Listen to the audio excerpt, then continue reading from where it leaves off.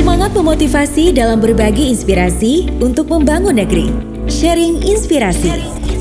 Setiap Minggu sore, pukul 16 hingga 17 waktu Indonesia Tengah.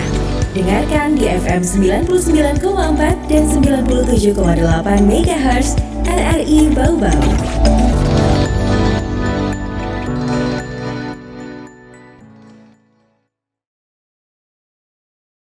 Oke, baik, Assalamualaikum warahmatullahi wabarakatuh dan selamat sore pendengar dimanapun Anda berada. Senang dan bahagia rasanya ya, kembali lagi kami hadir di ruang dengar Anda dalam program acara Sharing Inspirasi untuk edisi siar hari ini. Nah, pendengar, seperti biasa untuk melengkapi kebersamaan kita, kami juga akan hadirkan beberapa sosok yang akan juga menginspirasi kita di ruang dengar Anda, terutama di sore hari ini.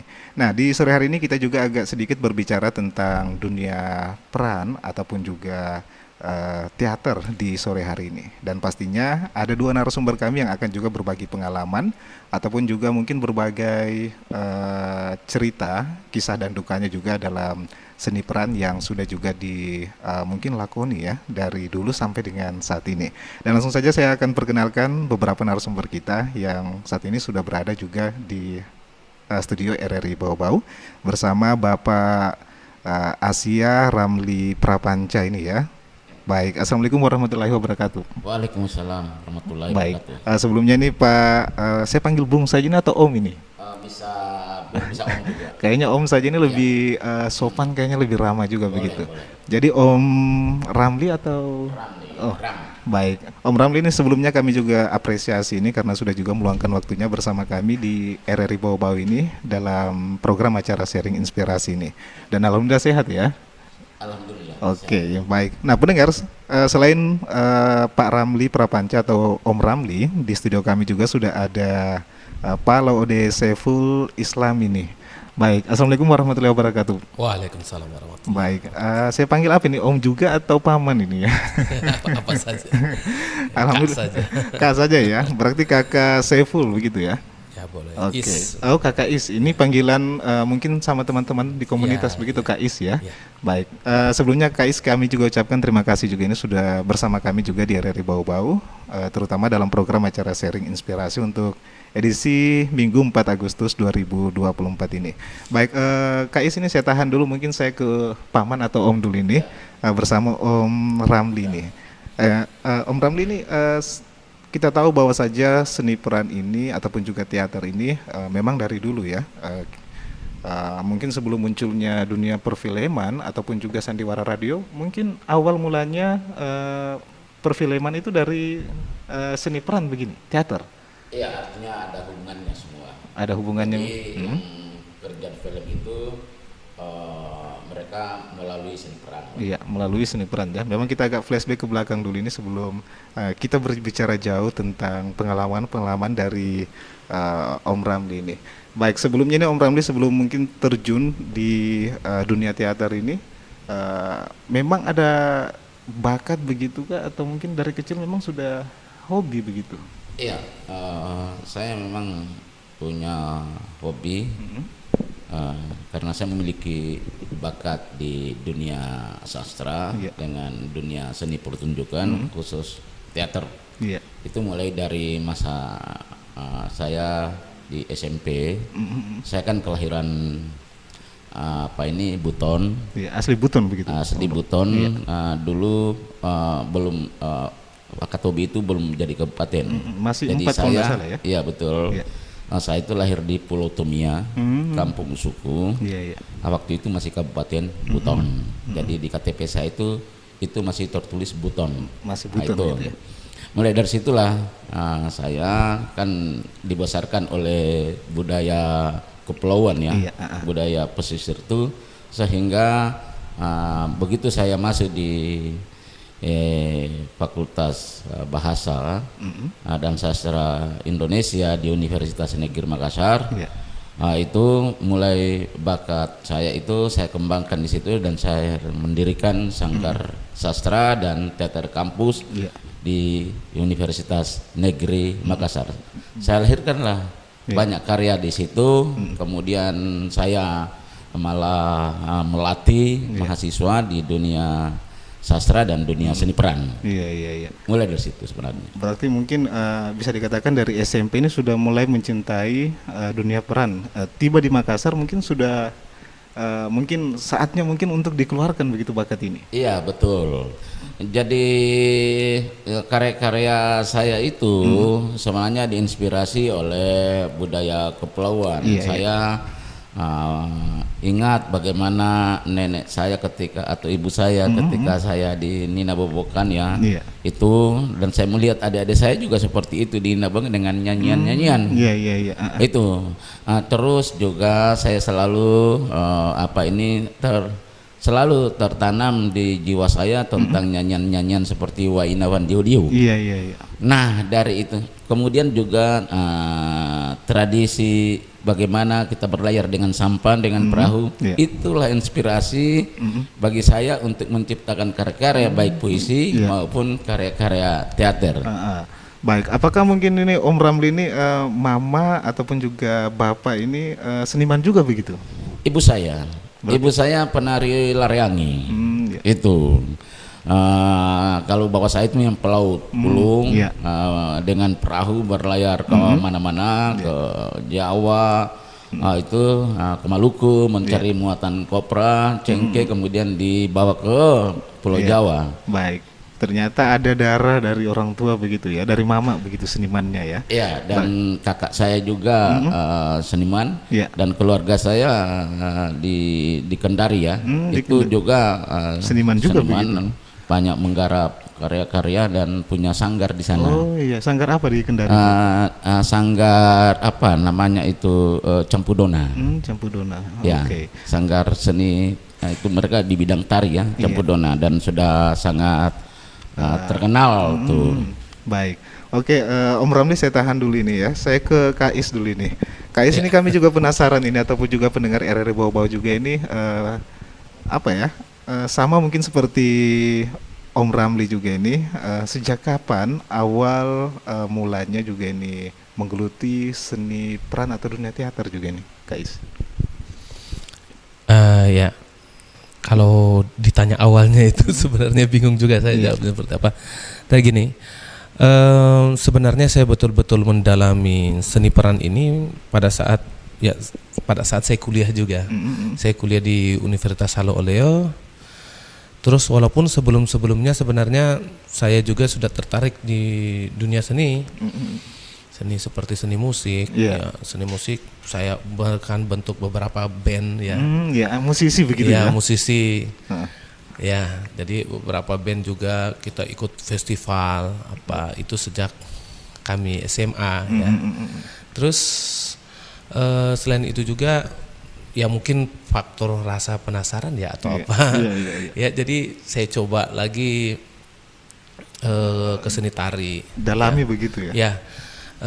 Musik beberapa festival juga alhamdulillah kita sudah lakoni juga jalani. Terus kemudian seni tari kami juga saya juga sempat belajar tari ya.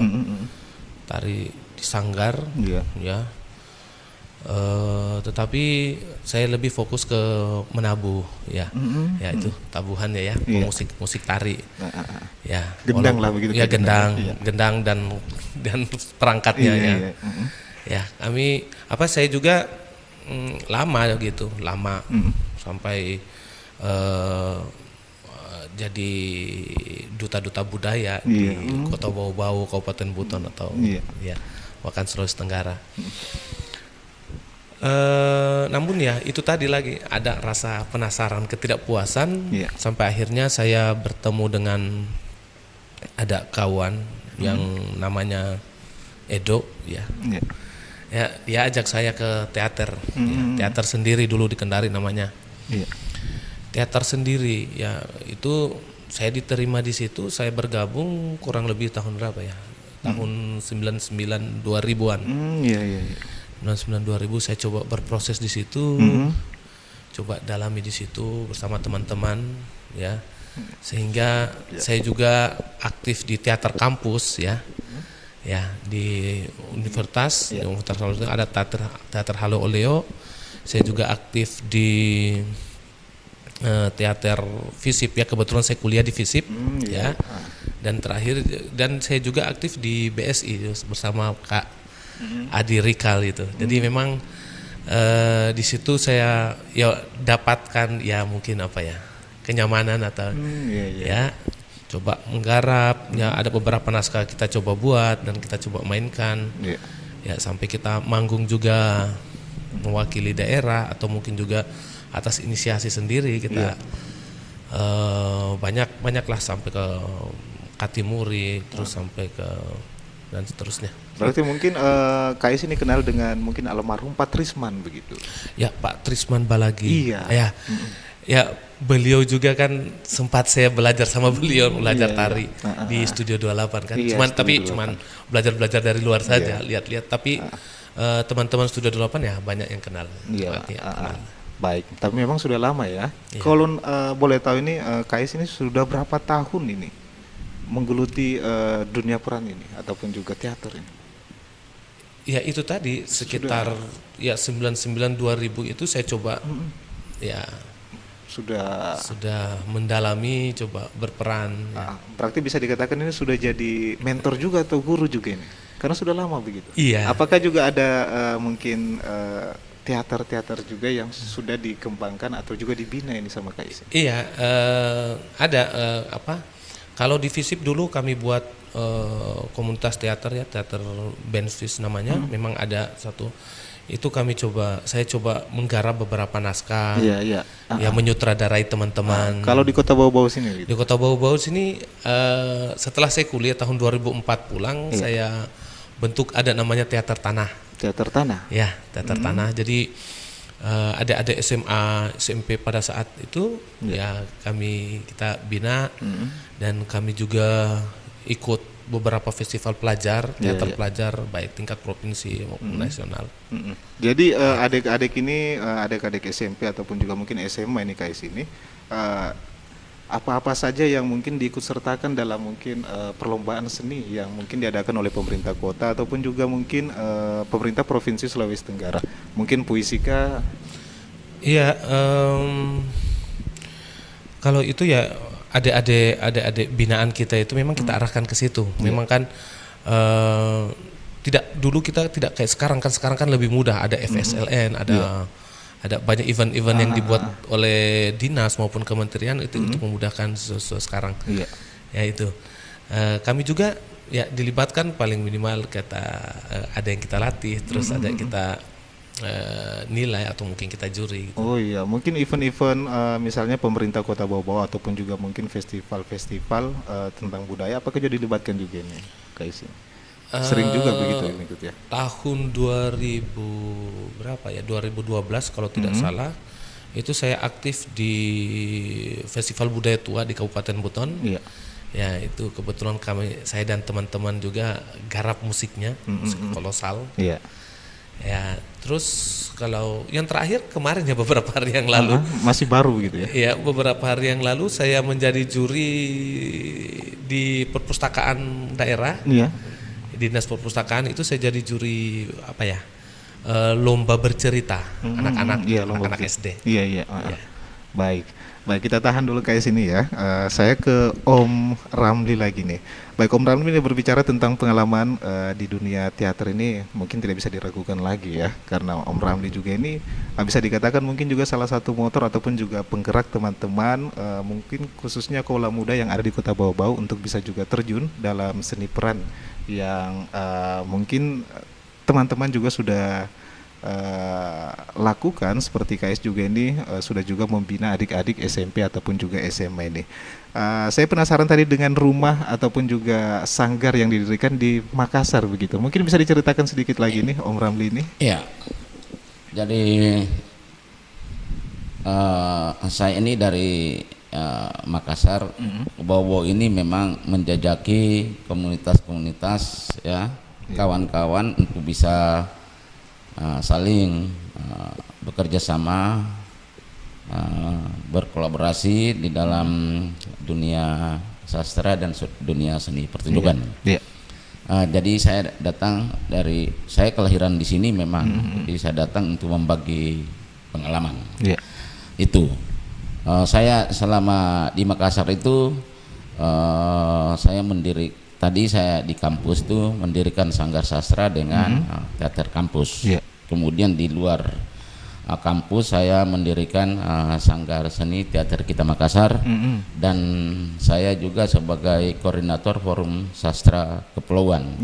Dan terus menerus berkarya dan melaksanakan festival atau forum, baik di tingkat lokal, regional maupun tingkat nasional, bahkan juga di tingkat internasional. Keterlibatan kami di tingkat internasional. Kalau di Makassar itu hampir setiap tahun itu saya melaksanakan festival. Kemudian teater kita Makassar yang saya pimpin, peran saya sebagai direktur sutradara dan penulis naskah di teater kita Makassar itu sering mengikuti festival di tingkat nasional dan tingkat internasional. Itu untuk tingkat nasional itu sudah begitu banyak, baik di Makassar sendiri maupun di Jakarta, Surabaya, kemudian juga di Palu. Itu tampil di di gedung-gedung seperti misalnya Cak Durasium Surabaya, kemudian di Taman Ismail Marzuki. Terus juga teater kita Makassar mengikuti festival teater tingkat internasional, diundang dalam festival OS Asia di Adelaide, yang sempat juga dipentaskan di Opera House Sydney, yaitu kami mengangkat kisah tentang hubungan sejarah, perdagangan, cinta, perkawinan dan persaudaraan antara suku Makassar, di mana di situ juga ada butonnya, dengan suku asli aborigin Australia. Itu tahun 2007 dipentaskan di sana. Jadi saya membawa tim kesenian itu dan tinggal selama 3 bulan di Australia. Terus di tahun 2015 saya diundang lagi untuk mewakili Indonesia di acara Festival Internasional Kuala Lumpur Internasional, dalam festival monolog 5 negara ASEAN, Indonesia, Malaysia, Brunei, Thailand, Singapura. Dan saya membawakan kisah tentang sarung dengan judul kedatangan dalam bungkusan, di mana di sana itu banyak sekali identitas buton di dalam kisah yang saya bawakan itu. Artinya identitas buton dan Bugis Makassar di dalam kisah kedatangan dalam bungkusan itu, dan itu ada di YouTube semua itu. Karya-karya saya semua itu ada di YouTube, baik di Indonesia maupun di Australia dan di Kuala Lumpur, di tingkat ASEAN itu ada di dalam YouTube semua. Dan terus menerus.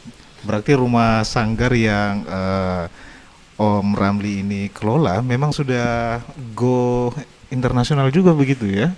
Dan memang melakukan juga kerja sama begitu sama rumah-rumah sanggar yang ada di beberapa provinsi misalnya begitu ya? Iya, saya di Makassar membangun sebuah studio namanya Studio Teater Kita Makassar. Di sana tempat persinggahan kawan-kawan dari berbagai kota di Indonesia. Studio saya itu bisa menampung sampai 50 orang. Disiapkan fasilitas seperti kasur, bantal, spray, juga ber-AC semua. Dan itu bisa juga untuk acara-acara diskusi, dialog. Itu di situ bisa untuk baca puisi, monolog, pelatihan-pelatihan.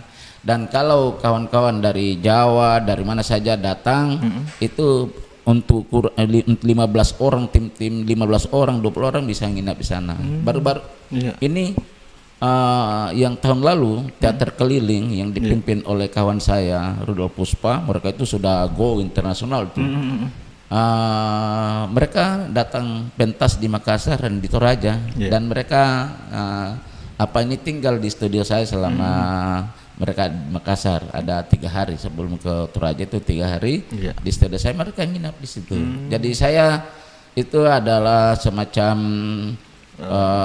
Orang kalau datang ke Makassar pastilah mereka kontak saya dan saya bisa layani mereka. Iya.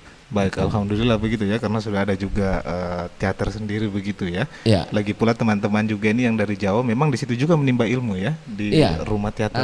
Saya mendapat program belajar bersama maestro se-Indonesia. Jadi ada 20 siswa SMA itu dari berbagai kota di Indonesia tuh.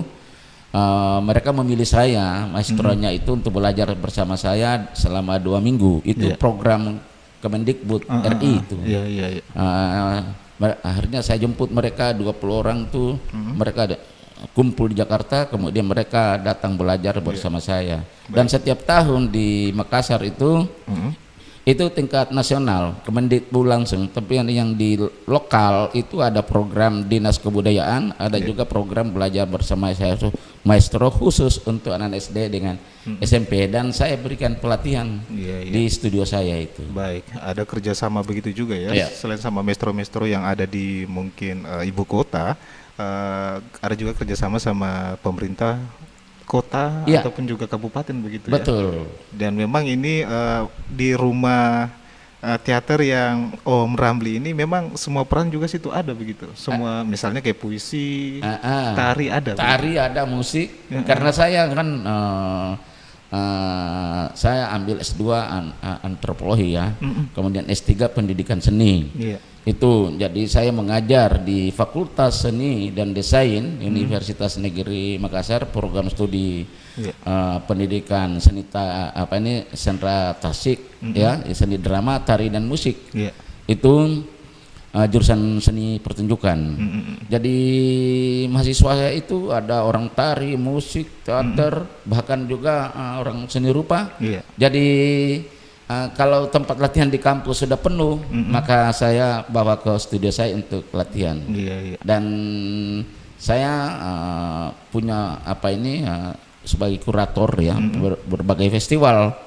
Di Makassar International X Festival tuh saya menjadi kurator selama dari tahun 2016 sampai 2019 itu. Itu tingkat internasional tuh. Jadi saya selalu sering mengundang teman-teman dari Australia dan lebih banyak dari Malaysia ya untuk hadir di dalam festival itu. Baik. Saya tahan dulu gini Om Ramli, saya ke Kak Is dulu ini. Kak Is dulu itu waktu beberapa bulan yang lalu ini saya pernah juga nonton itu apresiasi puisi itu. Saya sampai kaget juga nih lihat Kak Is kalau tidak salah yang sempat juga menghadirkan satu puisi malam itu. Apakah memang itu juga memang sudah menjiwai kayaknya itu ya? Karena saya lihat Kak Is ini keliling-keliling begitu ya, keliling-keliling panggung ini. Sedang kayaknya ini maestro juga ini ya, senior juga kayaknya ini ya. Tapi memang sudah lama juga memang mencintai puisi ini dan mungkin bisa berbagi ini sama teman-teman ataupun juga adik-adik yang monitor kita atau yang mendengarkan kita ini. Mungkin bisa dibagi tips ini. Tipsnya agar kita juga bisa mendalami seni peran ataupun juga bisa mungkin membawakan puisi begitu. Jadi awal mulanya itu. Ya, kalau kita berbicara seni peran ya, sebenarnya itu sudah seperti yang katakan Om Ramli tadi bahwa dia sudah mencakup semua sebenarnya. Sudah ada musik di situ, sudah ada sastra di situ, sudah ada tari di situ. Memang itu yang coba kita kembangkan. Misalnya kalau kita berbicara puisi ya, ya puisi kalau ditanya bagaimana penjiwaannya, ya saya juga bingung. Tapi kayak gini, kalau kami dulu di Sanggar latihannya itu ada olah tubuh, olah vokal, terus olah rasa. Ya ketiga olahan ini yang coba memang ini setiap saat, setiap waktu ini terus kita lakukan. Jadi penjiwaannya itu benar-benar bisa kita rasa ya. Jadi latihan kita ini saja cuman ini aja yang kita lakukan. Ya tubuhnya, vokalnya, terus rasanya. Rasa bagaimana pada saat kita mendengar sesuatu, kita merespon dengan ekspresi yang pas ya. Kemudian kami juga yang kita jaga itu adalah etika dan estetika.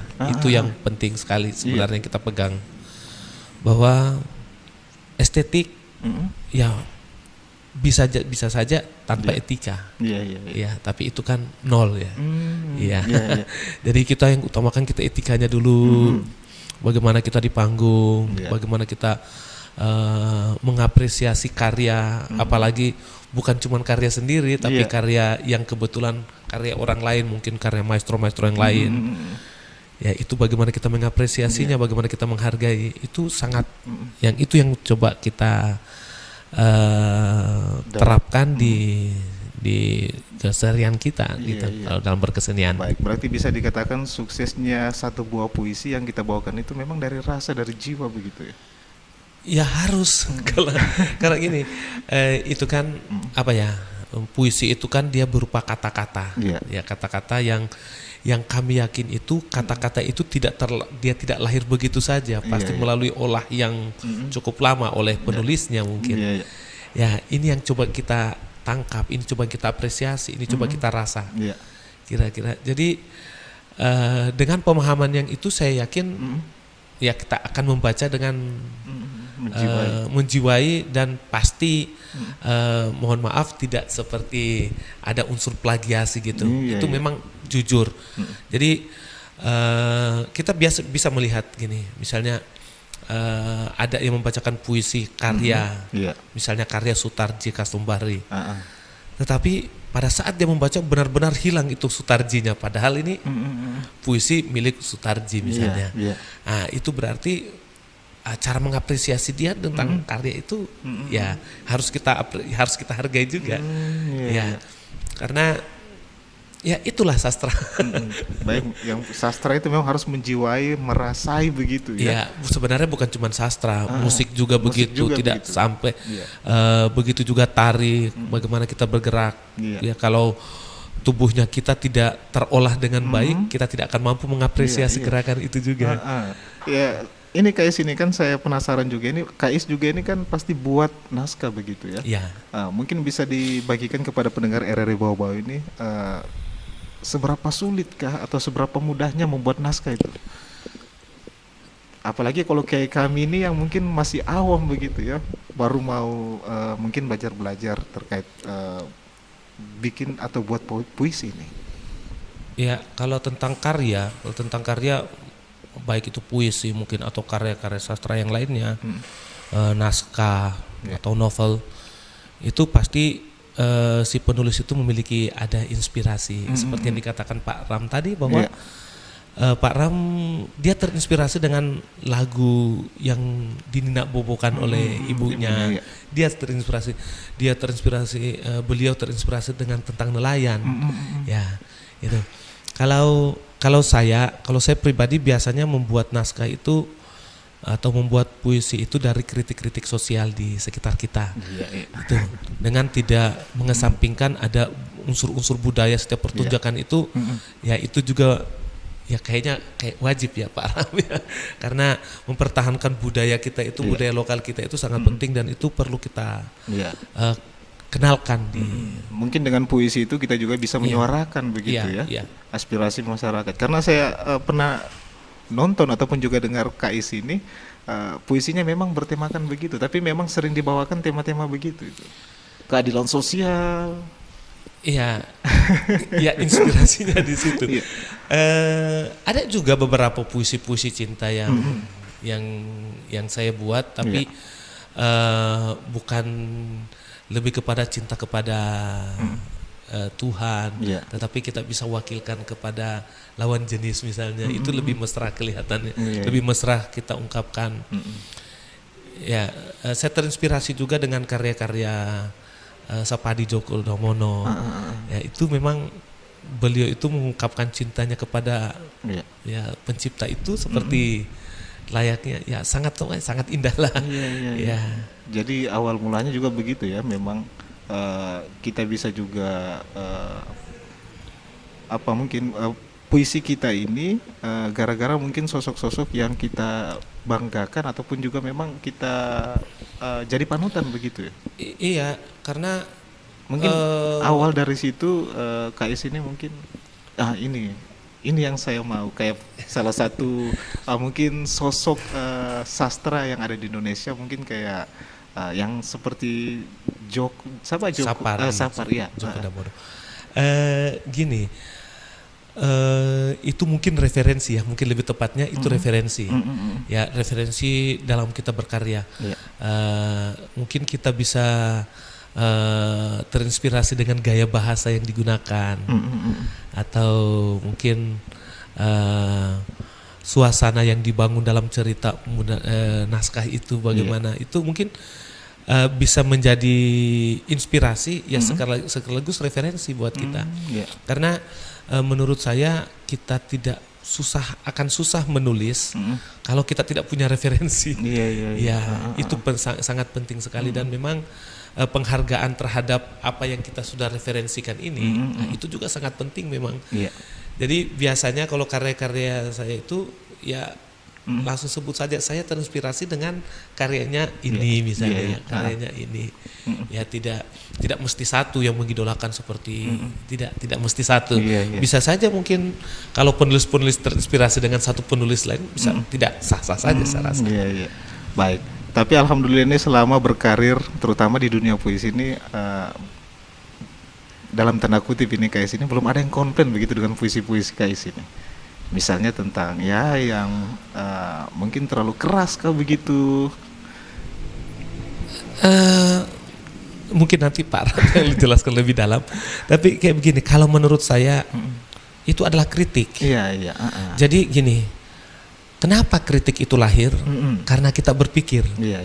Jadi jangan larang kita mengkritik, kecuali larang kita berpikir. Karena proses berpikir itu pasti kita akan membandingkan, itu pasti. Tidak akan terlahir tidak akan lahir apa yang dikatakan bagus jika tidak ada pembandingnya. Jadi itu saya pernah ditegur sama teman dalam sebuah diskusi. Ya katanya sebaiknya Kais ini katanya mengkritiknya itu kritik yang membangun. Jangan terlalu kritis begitu. Kritik yang membangun. Itu. Saya jawab kayak gini, kalau kritik yang membangun itu namanya apa? Sarankan. Sedangkan tugas kita itu adalah mengkritik. Baik. Berarti dengan puisi itu kita bisa mengkritik pemerintah begitu ya? Jadi gini. Kritik itu bukan cuma pemerintah, bisa jadi kehidupan kita sosial. Karena begini, itu kan hasil buah pikir. Jadi memang itu tidak bisa kita abaikan atau mungkin takarannya harus rendah. Itu saya juga susah menjelaskan, tapi itu adalah hasil buah pikir yang memang harus kita apresiasi dan memang harus dihargai. Baik. Keras itu tergantung. Ya kalau Anda tersinggung baru keras. Ya berarti tersinggung ada yang salah. Kan gitu. Kalau yang tidak disinggung tidak akan, yang tidak tersinggung sekeras apapun tidak akan dirasa keras, kan gitu. Simpelnya seperti itu. Berarti apa yang ada di hatinya kita yang ingin ditumpahkan atau diluangkan bisa kita tumpahkan di puisi begitu ya. Karya sastra itu seni, karya senilah. Dia kita mengingatkan tanpa menggurui. Itu mungkin maksudnya. Baik, mengingatkan tanpa menggurui begitu ya. Baik, mungkin saya ke Om Ramli nih. Kami juga penasaran Om Ramli ini, karena Om Ramli juga sudah lama menekuni dunia peran ini. Mungkin bisa berbagi suka dan dukanya kepada pendengar RRI Bau-Bau ini selama menggeluti dunia peran ini. Saya akan mengisahkan bagaimana suka duka memasuki dunia peran ya. Dunia peran ini saya akan bagi dunia peran macam saya nih. Saya kan hidup di dunia puisi dan dunia teater. Peran saya kalau di dunia puisi itu adalah menulis karya-karya puisi, termasuk naskah sastra yang lain, termasuk naskah drama. Itu sebagai penulis, Tapi karena saya juga memasuki dunia teater, di sana juga dunia peran. Peran saya di sana itulah sebagai sutradara dan aktor. Itu sutradara dan aktor. Jadi dari dunia sastra tadi itu puisi dan naskah drama itu dialihwahanakan ke teks pertunjukan di atas panggung, puisi dibacakan, puisi dimusikalisasi puisikan, puisi didramatisasi puisikan, itu kemudian naskah drama dipentaskan dalam bentuk pertunjukan teater, maka itu ada. Dan tugas saya sebagai penulis sudah selesai. Kemudian saya pindah lagi ke diri saya, peran saya sebagai sutradara dan aktor saya pindahkan ke atas panggung. Bagaimana saya peran sebagai pembaca puisi yang baik dan sutradara dan aktor yang baik gitu. Dan peran-peran itu saya ajarkan di kampus. Sebenarnya saya di jurusan seni pertunjukan. Selain di kampus, di luar kampus juga, di komunitas-komunitas dan di kelompok teater saya, sehingga kami bisa diundang dalam setiap festival festival teater di Makassar, di tingkat nasional dan bahkan internasional. Itu. Jadi ketika masuk di dunia peran untuk teater, maka seperti tadi itu sudah menjelaskan proses menjadi seorang aktor itu atau pemeran namanya itu harus melalui proses latihan yang terus menerus, bagaimana olah tubuh, olah vokal, olah rasa, kemudian bahkan olah pikir. Olah pikir itu diskusi, dialog, bagaimana menafsirkan cerita, mulai strukturnya bagaimana ini, temanya bagaimana, premisnya bagaimana ini, kemudian koaktorannya, peran karakternya ini bagaimana tokoh protagonis dengan antagonis, tokoh tritagonis, itu memang kita ajarkan dan langsung pada praktek latihan juga itu. Banyak juga begitu ya Om? Banyak sekali. Bagaimana dialognya antara satu dengan yang lain, bagaimana menggunakan properti, kemudian kostum rias, kemudian bagaimana juga latihannya dengan lighting, kemudian latihan juga dengan set panggung. Itu karena begitu ada set panggung itu harus berfungsi dan bisa difungsikan oleh para aktor. Kalau tidak tahu itu kasihan. Kalau tidak berfungsi untuk apa di dalamnya nih. Agak ribet memang juga nih ya untuk jadi aktor ataupun juga pemeran begitu ya. Iya. Tetapi tidak boleh kita takut-takutin bahwa berat.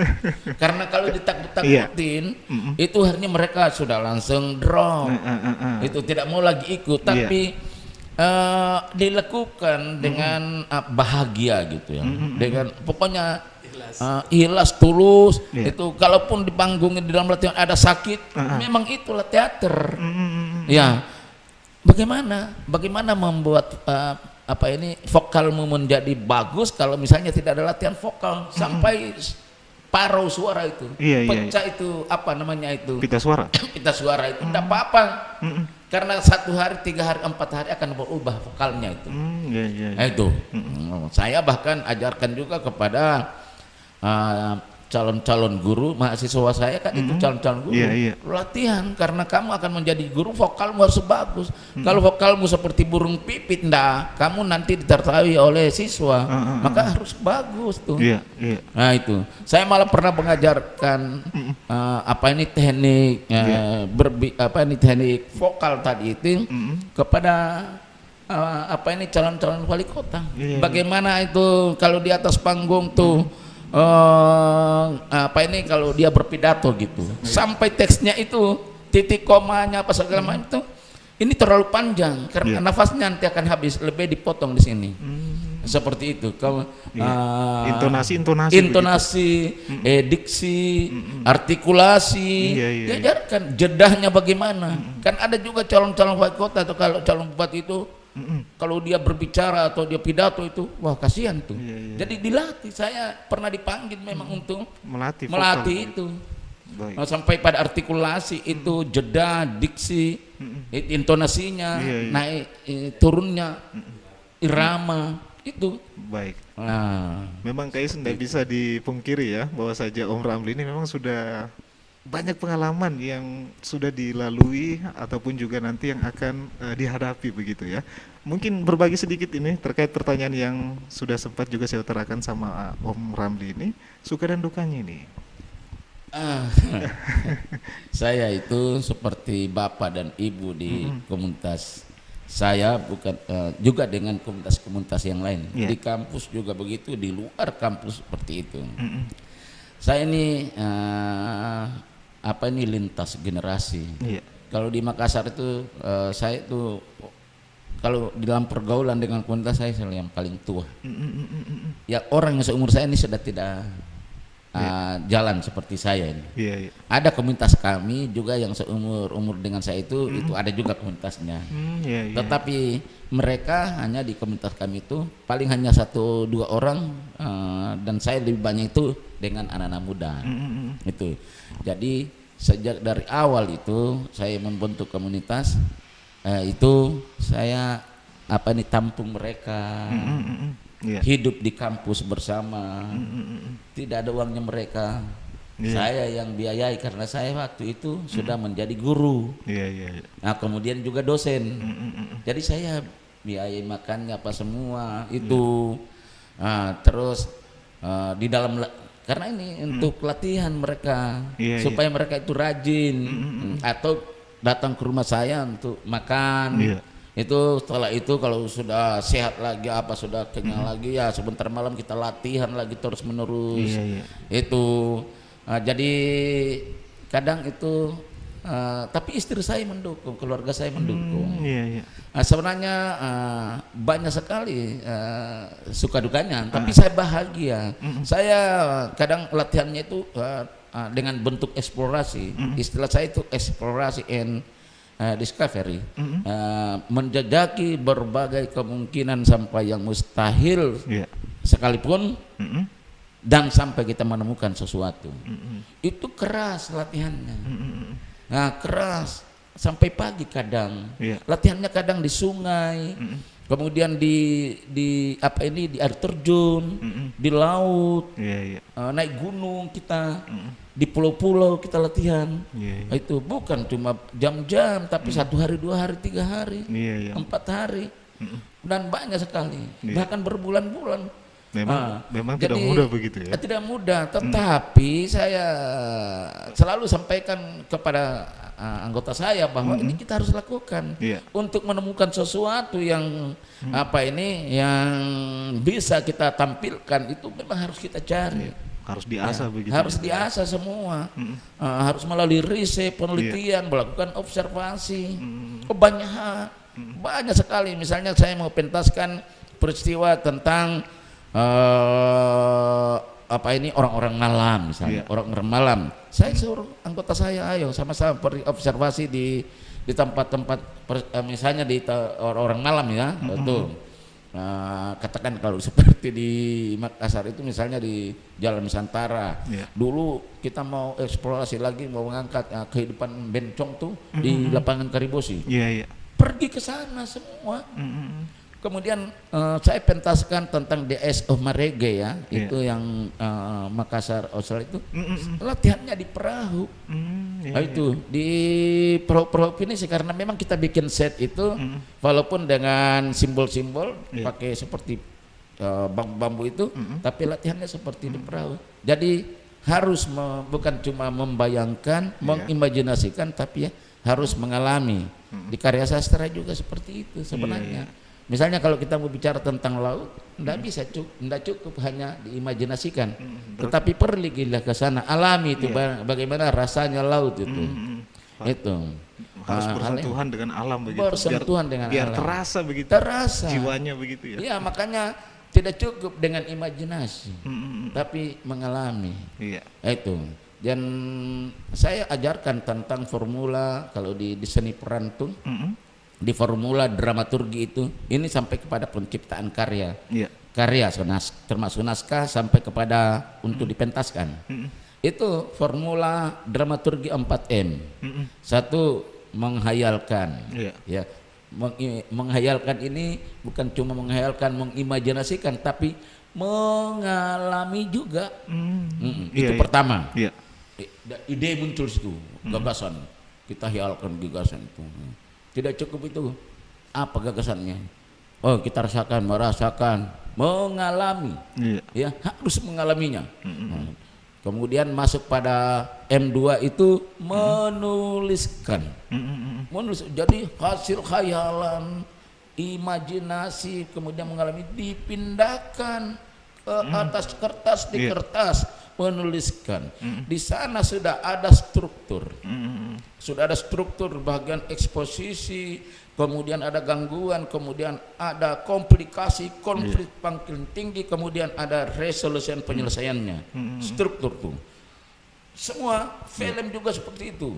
Terus itu di M2 menuliskannya. Di M3 itu memainkan. M3 memainkan karena di dalam naskah itu sudah ada tokoh-tokoh, di situ ada protagonis, ada antagonis, kemudian ada antagonis, semuanya itu marilah kita casting orang, pemilihan para pemain yang cocok dengan peran-peran tadi. Itu masuk di M3 tuh. Di M3 kemudian memainkan latihan terus menerus. Latihan 1 minggu itu, kalau saya biasanya tiap hari, atau 1 minggu 2 kali, atau 1 minggu 3 kali tuh. Nah, nanti didekatkan lagi 10 hari pertunjukan atau lagi 15 hari, tiap hari sudah. Itu memainkan. Setelah memainkan di M3 itu pindah ke M4, yaitu menyaksikan. Undanglah penonton untuk menyaksikan yang M1, M2, M3 ini tadi. Berarti sudah final begitu. Final. Selesai. Itu ada formulanya, ada teorinya, yaitu teori dramaturgi di formula 4M. Baik. Dan masih banyak lagi. Baik. Kais ini selain Om Ramli tadi ini utarakan tadi pendapatnya ini, katanya lintas generasi, mungkin lintas Sulawesi juga kayaknya ya, atau antar kabupaten dan provinsi kayaknya sudah melalang buana ini Om Ramli ini, sudah mungkin pengalamannya tidak bisa dihitung begitu ya, apalagi buat naskah begitu ya. Baik, Om Ramli saya tahan ini, saya mungkin ke Kais juga ini, saya juga penasaran juga ini suka dan dukanya selama menggeluti dunia peran ini, mungkin bisa dibagi ini Kais ini. Sebenarnya apa ya, sama dengan Om Ram ini, bahwa memang semua itu butuh proses. Ya, prosesnya juga itu harus benar-benar kita lakukan, kita rasakan. Ya, kami pernah, saya dulu sempat dikasih tahu oleh pelatih saya, ya katanya gini, tahu roti, roti yang enak itu kecuali bagus dibanting. Maksudnya itu? Ya, bagus bantingnya kan. Proses pembuatan roti kan harus dibanting. Begitu, harus dibanting ya. Dibanting, diulek, terus diremas dan seterusnya. Itulah proses. Jadi kalau dibilang susah sebenarnya ya bisa tergantung sudut pandang juga. Ya bisa dibilang susah, bisa juga selama kita lakukan secara senang-senang, menyenangkan, kita nikmati ini prosesnya. Saya rasa tidak ada yang susah ya. Terkait tadi kita harus semua ini potensi yang ada dalam tubuhnya kita ini harus kita olah. Jadi kita sudah dikasih anugerah oleh Yang Maha Kuasa bahwa setiap orang itu memiliki potensi. Ya, potensi inilah yang diolah. Ya, olahnya tadi, yang tadi ada olah rasa, ya ada olah tubuh, olah vokal, itu kan semua dalam tubuhnya kita. Ya, terus rasanya bagaimana diolah, terus yang terakhir pikirnya. Memang penting sekali diskusi, mendiskusikan naskah itu wajib. Ya, sebelum kita melangkah ke proses pelatihan dan seterusnya. Ya, kurang lebih sama dengan Pak Ram tadi ya. Jadi proses itu memang harus kita rasa. Jadi kayak gini, tidak bisa kita membayangkan deru ombak kalau kita tidak pernah mendengar ombak. Jadi untuk mendengarnya itu pergilah kita ke laut, eksplorasi di situ. Bisa jadi gini, tergantung proses eksplorasi. Kalau menurut saya tergantung proses eksplorasinya kita. Walaupun naskah yang sama kita bawakan mungkin dengan sanggar lain, ya misalnya ada 2 sanggar itu membawakan naskah yang sama, tapi dengan proses eksplorasi yang berbeda, bisa jadi temuannya berbeda. pada saat dipertunjukkan di atas pentas itu beda, tidak akan sama. Ya, karena temuan kita dalam apa yang kita temukan dalam proses eksplorasi tadi, ya masing-masing individu ini berbeda. Nah, disinilah peran sutradara untuk mengawinkan, merangkai ini individu-individu ini, temuan-temuan ini menjadi suatu pertunjukan. Baik, kalau senangnya ini kan sudah senang sekali ini. Jadi kalau berproses berteater ya, saya kalau ditanya mana susahnya, tidak susah. Ya, mana sakitnya tidak sakit. Karena kenapa? Itu tadi kita nikmati, kita suka ini. Hanya nikmati saja begitu ya. Tidak ada maksudnya. Semua orang mengatakan daun pepaya itu pahit, tapi tidak sedikit orang yang suka itu daun pepaya dimakan. Iya. Apalagi dibanting kayak roti begitu ya. Iya. Jadi memang ya prosesnya seperti itu, kita olah tubuh itu. Jadi pada pengalaman pribadi saya, pada saat saya melakukan olah tubuh, itu terbentuk ekspresi. Iya. Ya. Tubuh kita, gestur kita pada saat senang itu beda dengan pada saat susah. Itu gestur kita belum. Jadi pada saat, jadi bayangkan panggung yang begitu megah, yang begitu besar misalnya dengan penonton di dalam. Tampil saja di panggung besar, penonton yang banyak itu sudah. Iya, penonton terus dengan ekspresi yang agak jauh kelihatan itu jadi kemungkinan logika sederhananya tertangkapnya pesan itu akan ya, jadi itu dia harus didukung dengan ekspresi tadi, dengan tubuh yang gestur tadi. Ya, itulah yang kita olah dengan vokal yang harus sampai. Ya, ada orang vokal itu besar saja tapi tidak sampai. Kita tidak dengar apa ini yang dia ucap. Ada juga vokal itu yang sebenarnya tidak besar, tapi ya kalau istilahnya kalau ya power ya Pak ya, ya power itu tidak besar tapi sampai di telinga. Nah, itu yang coba kita explore, itu coba yang kita cari. Apa yang kita lihat coba kita gerakan, misalnya ada gerak apa yang unik. Ya, itu kita explore. Jadi memang yang kita munculkan itu benar-benar novelty, kebaruan. Ya, di atas panggung kalau sama dengan yang lain, ya itu gimana ya? Baik. Kita berbicara tentang sastra ini atau peran ini ya. Peran ini kami juga penasaran ini terkait mengenai, mungkin bisa digambarkan sekarang antusias mungkin adik-adik dalam dunia perannya seperti apa begitu Kak Isi? Kalau melihat dari tahun ke tahun ini. Kami masuk membuat sanggar ya. Sanggar teater tanah itu yang saya dengan kawan-kawan buat, itu kami berproses ya sejak tahun 2004 2005. Ya alhamdulillah itu ya eksisnya ya sampai sekarang, walaupun latihannya tidak seperti dulu lagi, tapi tetap kita latihan, terus tetap kita mengeksplor. Ya, untuk antusias ya seperti pertanyaan tadi, antusias ini memiliki tantangan tersendiri. Apalagi di era sekarang kita tahu era ini sekarang, teknologi karena mindset tentang panggung, ya tentang seni pertunjukan itu agak bergeser sekarang. Agak bergeser. Jadi strategi kita untuk menarik minat bagi yang adik-adik ini yaitu ya misalnya dalam bentuk video. Ya.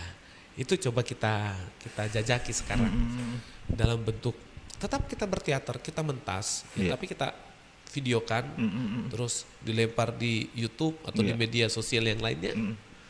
Ya itu sekarang pola-pola yang mungkin bisa diterima untuk sekarang ya. Bukan berarti kita nafikan panggung ya. Kita tidak nafikan, tetap kita butuh panggung itu ya. Tetapi ini karena pola pertunjukan yang agak bergeser sekarang, ya itu yang menjadi pertimbangan kita pada saat kita menggarap sebuah karya. Tetapi kalau antusias, alhamdulillah sampai sekarang masih masih bagus lah. Kemarin ada saya menjuri itu di lomba bercerita tingkat SD. Itu ekspresi mereka itu Orang tua juga ikut begitu Iya, ya. itu ya tingkat SD kan. Itu memang menurut saya ini sudah terolah, tinggal kita coba kita asah lagi, supaya dia bisa. Berarti dari sekolah memang ini harus ada memang dasar atau guru-guru seni yang mengajarkannya begitu ya. Selain ditambah juga dengan mungkin ikut mungkin salah satu rumah seni begitu. Iya, sanggar. Iya, sanggar begitu. Iya, kalau untuk itu ya sekarang kan banyak program sekolah yang untuk seni-seni pertunjukan gitu, teater, sastra, puisi. Banyak, tapi memang bukan kelemahan ya, tapi tantangan kita sekarang itu adalah bagaimana ini kita intenskan dalam bentuk latihan, dalam bentuk olah-olah yang tadi. Nah, jadi kalau pengalaman pribadi kami, saya itu yang saya rasakan seperti itu. Jadi saya berhadapan sekarang dengan generasi instan.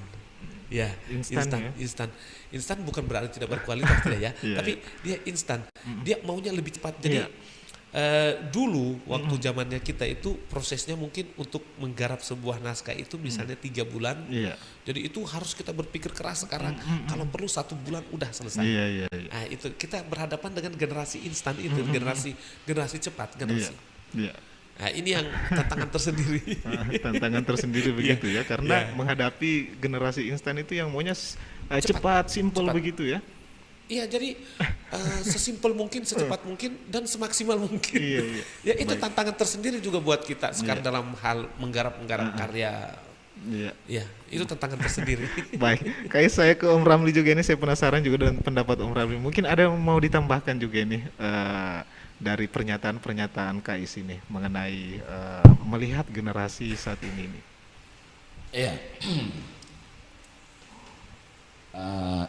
Sebelum saya menyentuh generasi sekarang ya, generasi antusiasnya begitu ya. Antusiasnya itu tadi proses awal itu sebenarnya banyak sekali suka duka ya.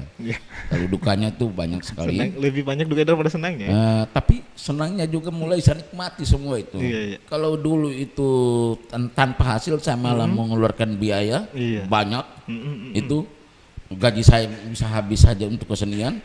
Tapi dengan proses yang panjang itu akhirnya sekarang nih banyak yang yang mengundang saya. Kemudian banyak proyek-proyek yang saya bikin teater yang dibiayai oleh pemerintah. Jadi saya sudah mulai senang gitu. Rasakan hasilnya. Hasilnya. Ya? Baik. Alhamdulillah. Tapi dengan hasil itu juga saya bisa membagi juga kepada kawan-kawan.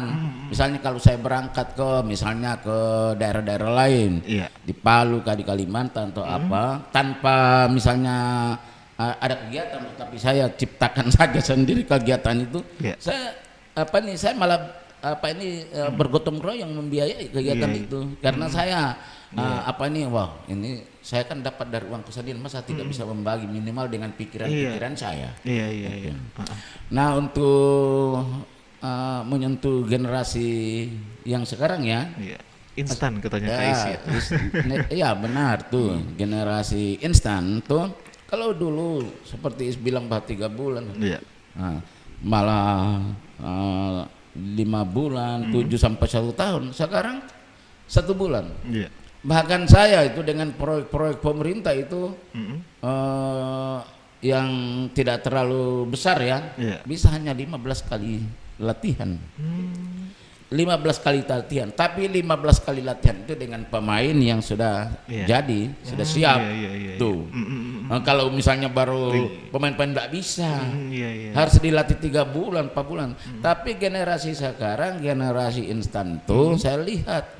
Nah itu, makanya saya tidak pernah libatkan orang yang betul-betul tidak paham tentang pekerjaan itu.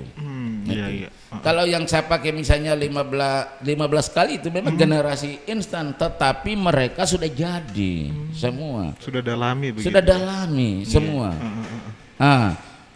Tapi juga saya tidak nafikan misalnya yang hanya dia bisa kerja dalam 1 hari.